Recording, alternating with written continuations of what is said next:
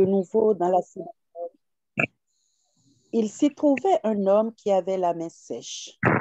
Ils observaient Jésus pour voir s'il le guérirait le jour du sabbat.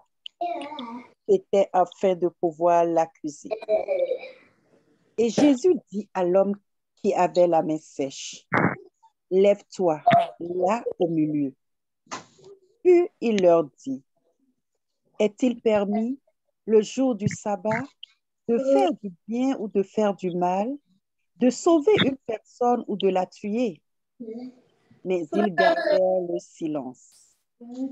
Alors, promenant ses regards sur eux avec indignation et en même temps affligé de l'endurcissement de leur cœur, il dit à l'homme, « Étends ta main. » Il l'étendit et sa main fut guérie.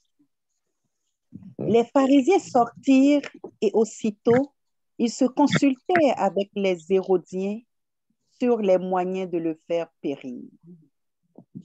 Jésus se retira vers la mer avec ses disciples.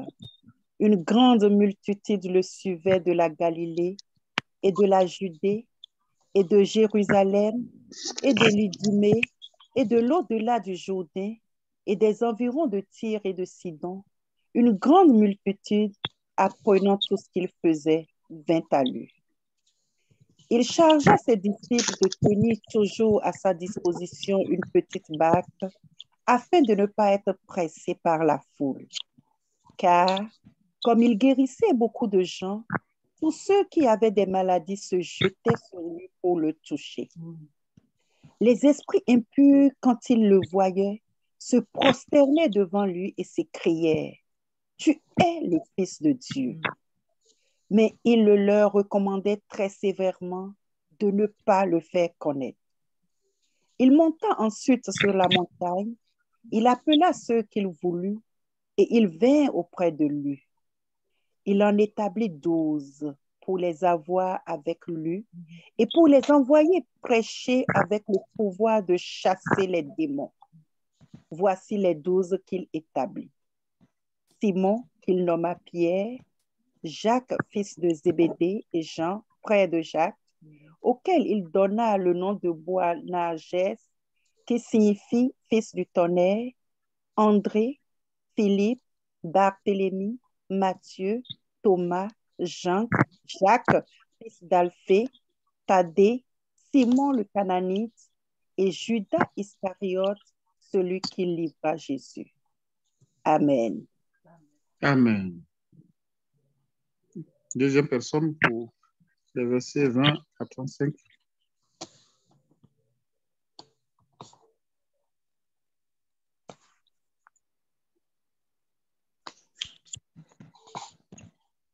Alors Jésus revient à la maison où de nouveau la foule se rassembla, si bien qu'il n'était même pas possible de manger.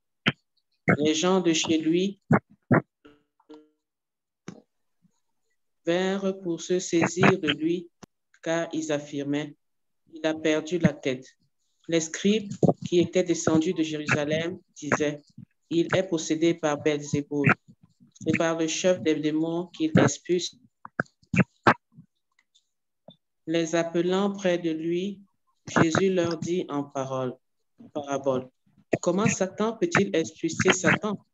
Si un royaume est divisé contre lui, même ce royaume ne peut pas tenir. Si les gens d'une même maison se divisent entre eux, ces gens ne pourront pas tenir. Si Satan s'est dressé contre lui-même, s'il est divisé, il ne peut pas tenir, c'en est fini de lui.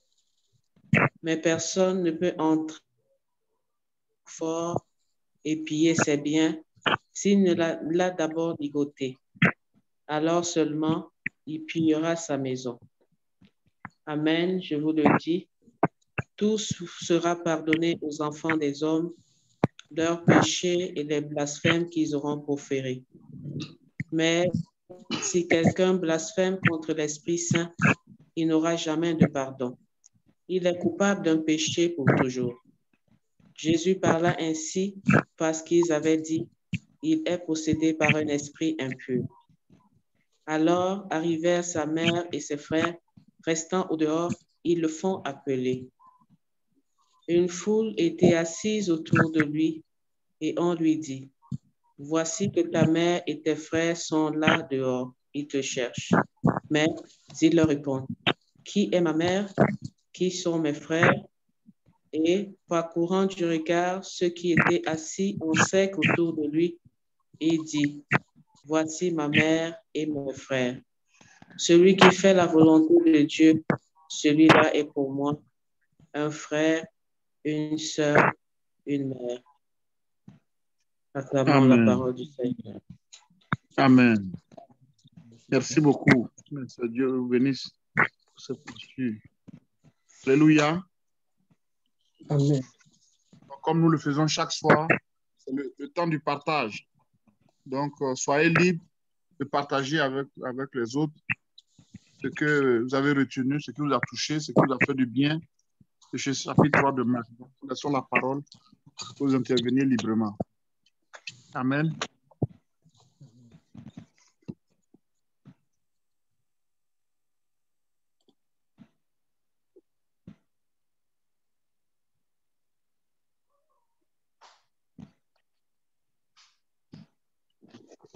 Alléluia.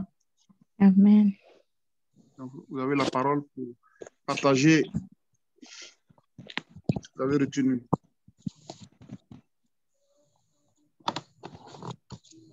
Moi, j'aimerais prendre la parole.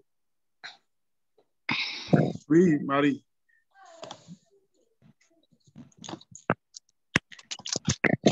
Il y a beaucoup d'enseignements dans le texte, partant de l'autorité du Seigneur, de sa compassion, de ce qu'il veut faire de nous les membres de sa famille, à condition que nous gardons sa parole et bien d'autres. Mais je voudrais me focaliser sur un point que je vais partager qui m'a touché, qui a attiré mon attention. Et je voudrais m'appuyer du verset 1 au verset 6, si on peut dire. Alors, on voit Jésus ici qui entre dans une synagogue et, comme d'habitude, il y a une personne dont la vie n'est pas correcte, un homme dont la main est atrophiée. Et on voit Jésus qui se tient, comme d'habitude, rempli de compassion. Lui, une personne qui n'est pas complète, pour lui, ça le dérange. Sa mission est vraiment de complète à chaque homme. Et il est en face d'un obstacle, il est en face des lois, il est en face des pharisiens qui le regardent avec les grands yeux pour voir ce qu'il va faire par rapport à cette situation. Mais Jésus ne se laisse pas intimider par le regard des pharisiens. Ce qui me marque, c'est qu'il ne se laisse pas intimider par le regard des pharisiens. Il y a bien des lois, il y a bien un système en place qui absorbe l'être humain, qui absorbe l'homme, mais il veut renverser ce système-là. Jésus, dans sa mission ici, je vois qu'il est au-dessus des systèmes. Il se met au-dessus des systèmes, il se met au-dessus des lois, il se met au-dessus de tout pouvoir qui peut enlever la dignité de l'homme ou qui peut veut l'empêcher de réaliser sa mission qui est le salut de l'homme. C'est pour ça qu'il confond les pharisiens en leur demandant s'il est permis de guérir l'homme, de faire du bien le jour du sabbat. Le jour du sabbat qui est comme une interdiction, c'est une loi qui a été établie. Alors, ce qui m'interpelle ici beaucoup plus dans ces passages, c'est que le Seigneur montre que ce qui passe en avant, c'est la parole de Dieu, c'est sa mission de salut pour l'homme. Amen. Il est venu pour sauver l'homme, il est venu pour le racheter, il est venu pour le délivrer de toute captivité, de toute infirmité. Et malgré l'intimidation des pharisiens, des lois de leur système, il ne se laisse pas intimider. Il va au bout de sa mission. Donc, rien n'arrête Jésus face à ces situations-là et face à cela.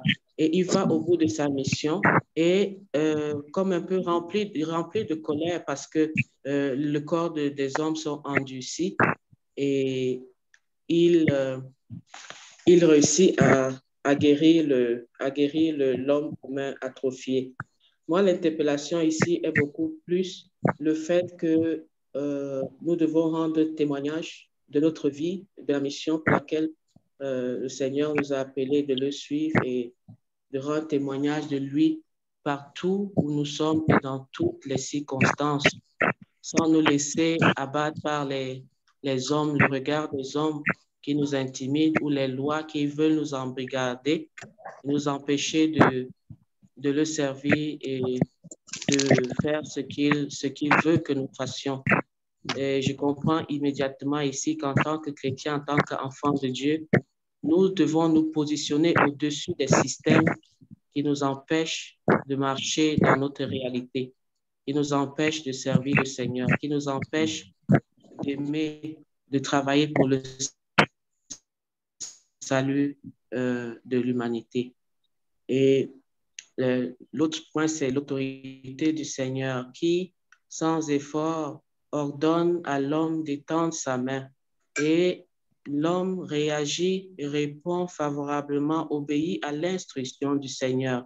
Et sa santé est recouverte à cause de cette obéissance à Dieu.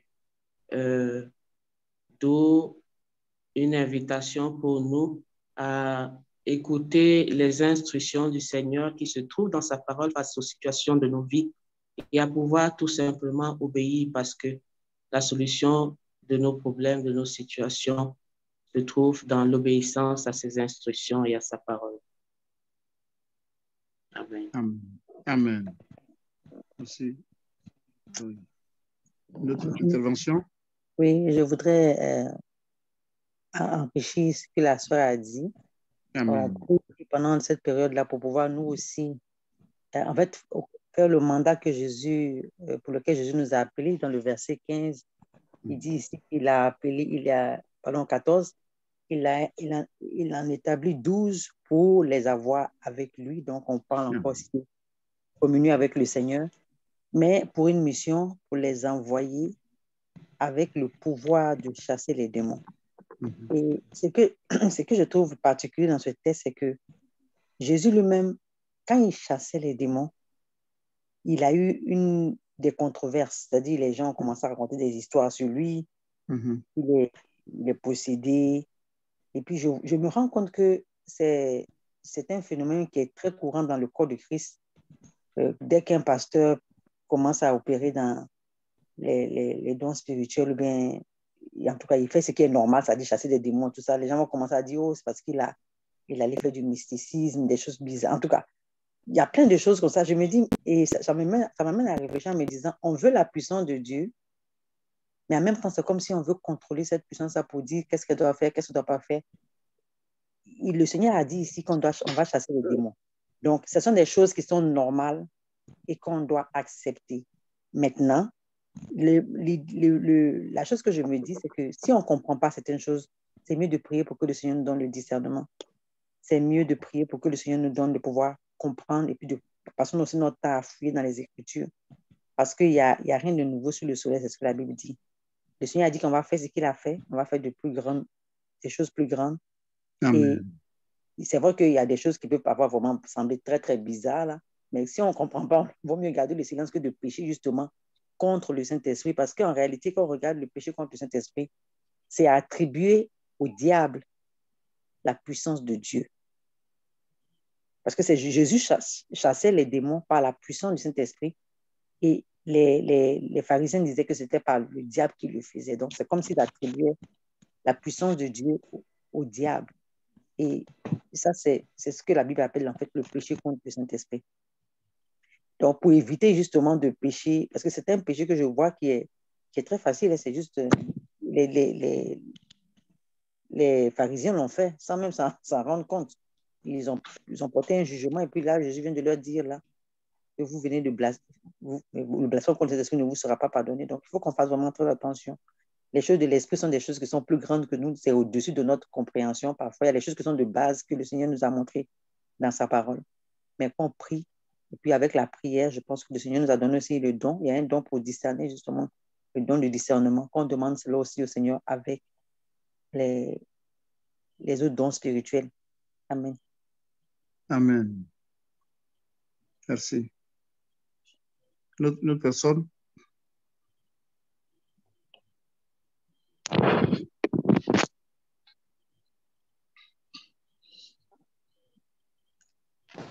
Amen.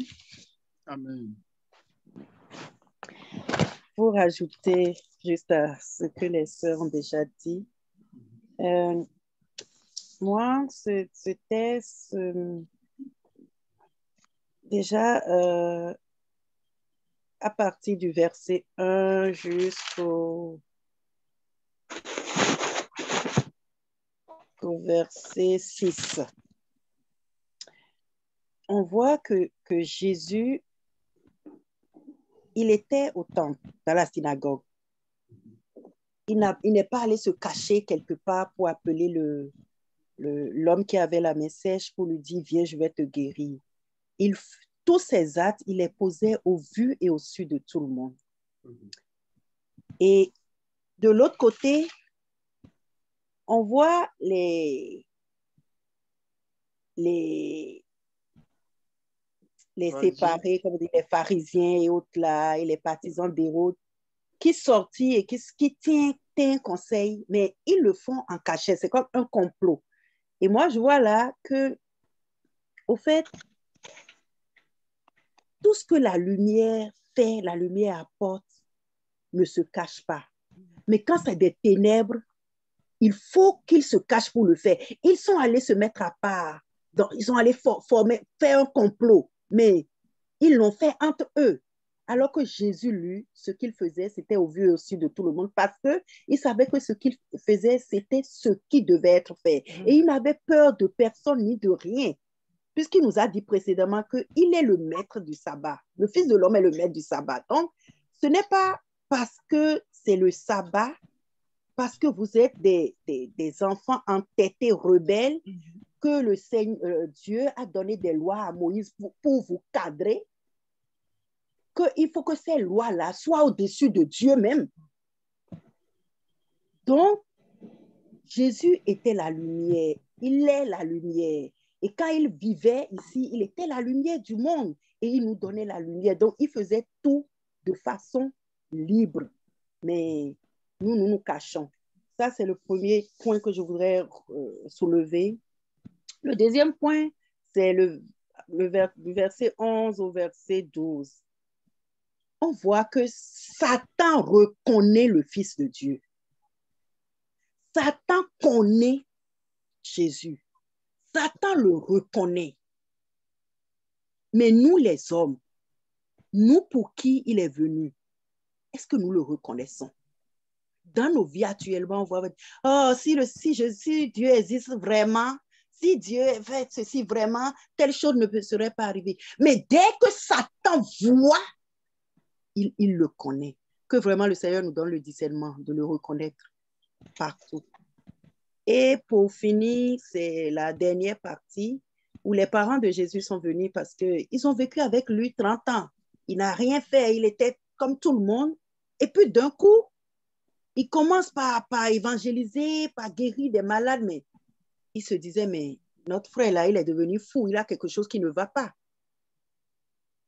Et pour eux, il fallait, c'est l'aider que d'aller le chercher.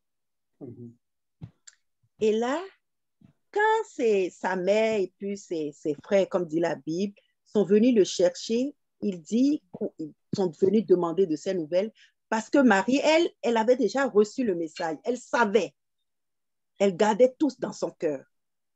Mais quand ils sont venus, tu vois, le Seigneur dit, les voici, ma mère et mes frères, ma sœur, c'est celui qui fait la volonté de Dieu. Celui-là est pour moi un frère, une sœur et tout ça. Et franchement, aujourd'hui, quand je lisais ce texte-là, quelque chose m'a frappé, qui m'avait jamais frappé. On voit que Jésus parle de mère, de frère, de sœur, mais il ne parle pas de père. Mais parce qu'on a un seul père, et c'est Dieu. Donc, si nous voyons dans notre monde actuel, parfois, en tout cas moi, on m'a déjà dit ça plusieurs fois. Oh, mais toi là, tu as tes frères, et puis c'est les amis, et puis tu dis que c'est tes frères en Christ, c'est eux qui sont tes parents. J'ai dit, mais si tu es mon frère, si tu es ma soeur, et que tu n'as pas accepté Jésus, mais pour moi, tu es juste mon frère de sang, tu n'es pas vraiment mon frère. Je préfère des frères qui ont accepté, des frères en Christ, sur qui je peux compter. Donc, réellement, nos frères, nos sœurs, là, c'est ceux qui ont accepté Jésus. Amen. Amen. Amen. Amen. Yes, sir, Ricky. Alléluia. Amen. Oh, le Seigneur soit béni. S'il n'y a pas d'intervention, je vais aller à la conclusion. D'accord. Alléluia. Amen. Oh, Dieu nous bénisse pour toutes ces interventions très édifiantes. Je ne vais pas revenir sur ce qui a été dit. Je vais juste conclure avec vraiment un verset qui m'a beaucoup touché et qui m'a fait réfléchir toute cette journée. C'est le verset 27. Personne ne peut entrer dans la maison d'un homme fort et piller ses biens sans avoir auparavant lié cet homme fort. Alors, il pillera sa maison. Personne ne peut entrer dans la maison d'un homme fort et piller ses biens sans avoir auparavant lié cet homme fort. Alors, il pillera ses biens. Donc, la controverse entre Jésus et les pharisiens, c'était concernant les démons que Jésus chassait, les démons, les esprits impurs que Jésus chassait, et à qui il a donné l'autorité aussi à ses disciples de chasser des démons. Vous voyez que c'est quelque chose qui était nouveau en Israël. On n'avait jamais vu ça. Il y a eu des miracles au temps des prophètes, il y a eu des guérisons, il y a eu des miracles, mais personne dans toute l'histoire de la Bible, avant Jésus, personne ne chassait des démons. Et c'est le premier qui a commencé à chasser des démons. Donc, ils se disaient, mais d'où lui vient cette puissance? Et comme les pharisiens, les leaders religieux, leur objectif, ce n'est pas... Parce que Jésus était un rival pour eux. Ils le voyaient comme un rival qui va arracher les membres de leur communauté. Et donc, il faut forcément qu'on l'élimine parce qu'il va détruire le système religieux. C'est comme ça qu'ils le voyaient. Mais en fait, derrière leur opposition, c'est le diable, en réalité, qui s'oppose. C'est le diable. Il les utilisait sans qu'ils se rendent compte. Oui. Comment quelqu'un qui est malade, qui a une main sèche, on prie pour lui, c'est un problème de guérir quelqu'un? Et vous voyez, pendant qu'eux, ils persécutaient Jésus, qui voulait le faire périr d'après eux, la foule, regardez la foule, Dieu suscite des gens qui reconnaissent que ce qu'il fait est bien. Les gens viennent de la Judée, les gens viennent de la Galilée, les gens viennent de Jérusalem, de l'Idumée, d'au-delà du Jourdain, les environs de Tyr et Sidon, une grande multitude, les gens viennent de partout. Dieu attire les hommes. Pendant que d'autres le persécutent, le fait périr, le traitent de démon, d'autres, vous voyez, l'onction de Dieu, c'est comme ça. Quand l'onction de Dieu, la puissance de Dieu est dans la vie d'une personne, cette onction, elle attire, mais aussi elle rejette. Elle attire ceux qui ont un cœur disposé à recevoir, mais elle rejette ceux aussi qui sont utilisés par le diable. Et donc, ce qui a attiré mon attention, c'est vraiment l'autorité que Jésus a sur la puissance des ténèbres. L'autorité que Jésus a sur le royaume des ténèbres. Vous voyez? Et l'homme dont il parle, qui va entrer, qui peut entrer dans la maison d'un autre homme fort et le lier là. Il parlait de lui et de Satan. N'est-ce pas? Il leur dit simplement, vous dites que je suis de Belzébul, que c'est par Belzébul, mais comment cela peut être possible, selon vous? Si Satan, son royaume là, il est le chef des démons, Belzébul, là, ça veut dire Dieu des mouches, Dieu des esprits mauvais, c'est comme ça. Donc, si c'est par Belzébul que je chasse les démons, mais c'est insensé, puisque je détruis le royaume de Satan, lui-même, je suis possédé de Belzébul, et Belzébul chasse encore les esprits du même royaume. Mais finalement, qu'est-ce qui va se passer? Oui. Donc, il est même devant la contradiction pour dire que ce que vous dites n'est pas vrai, parce que si c'est vraiment Satan qui me possède, je ne vais pas chasser encore Satan. Au contraire, il va remplir les hommes de démons. Il veut que les esprits les remplissent pour que le royaume de Satan puisse.